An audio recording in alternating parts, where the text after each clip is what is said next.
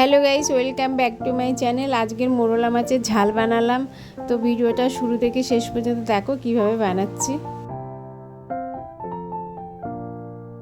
এখানে পেঁয়াজ কেটে নিয়েছি, লঙ্কা চিড়ে নিয়েছি, আর এখানে বেগুনগুলো সরু সরু লম্বা করে কেটে নিয়েছি। এখানে মোরলা মাছ নিয়ে নিয়েছি। মাছের স্বাদ অনুযায়ী লবণ দিয়ে দিলাম, 1 চামচ কাশ্মীরি লঙ্কা গুঁড়ো, 1 চামচ হলুদ, আর এখানে কাঁচা লঙ্কা অনেকটাই দিয়েছি, আর পেঁয়াজ কুচানো দিলাম, সর্ষের তেল।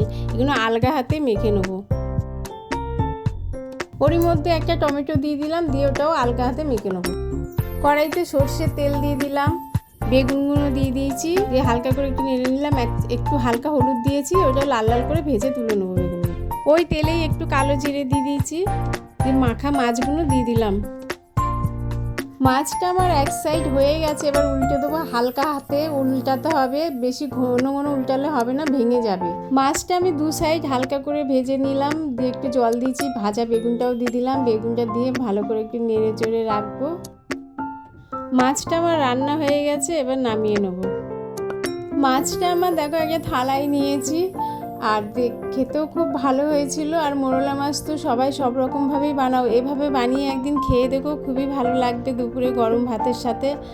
আর ভিডিওটা যদি ভালো লাগে তাহলে লাইক, কমেন্ট, শেয়ার করো আর সাবস্ক্রাইব।